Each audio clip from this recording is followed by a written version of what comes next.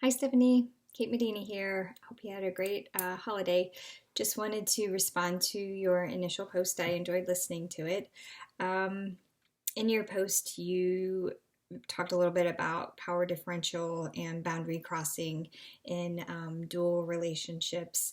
And I've actually been thinking a lot about this because I think at least my experience has been once people find out that I'm in a counseling program, what my future profession is going to be, one of the first things that a lot of folks say to me is, "Oh my gosh, I'm going to be your first client," or I'm absolutely going to send my kid to you or my sister to you or whatever. And it's in my head, I'm always like, "No, no, you're not. Like that's actually not acceptable at all." But my guess would be that a lot of people within our program probably have this same experience of a lot of people in their sphere of influence mentioning like, oh yeah, like now I've got a counselor that I know that I can go to. And no, that's actually not a thing that should happen. However, when we have look at our ACA Code of Ethics, it definitely gives us some boundaries, but it also gives us some options, and it leaves us to kind of weigh risk and benefits. And it feels like to me that in this profession, we'll constantly be doing risk assessment as far as when we're thinking about engaging in a counselor client relationship that could be a dual relationship. For myself, I know personally, and I don't want to speak for everyone in the helping profession, but we are in a helping profession, which would indicate that we have a strong desire to help others. And so I think that just knowing that about myself, I know that I'm going to have very clear cut boundaries before I even get in, like start counseling in professionally, simply because I know that my inclination is to want to help people and to not disappoint.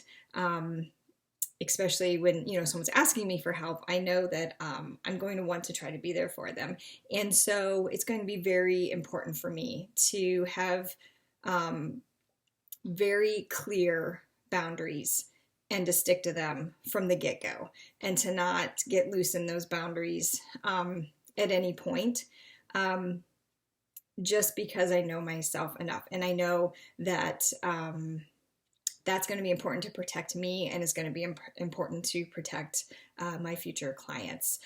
You had mentioned our textbook talks about three factors that are important to consider when engaging in a dual relationship, and it was the shifting expectations, power differential, and divergent responsibilities. And I could absolutely see um, as soon as you take that relationship, that client counselor relationship outside of your sessions or outside of the office, how that would immediately shift expectations, whether you mean for it to or not, and how that could cause a lot of challenges then and compromise objectivity and compromise the counseling relationship down the road. So for me, it's going to be a really hard line of I'm sorry, I don't do that. That's, and that's for my own protection and yours. And I can understand where there's probably a lot of situations that would crop up that other counselors may see where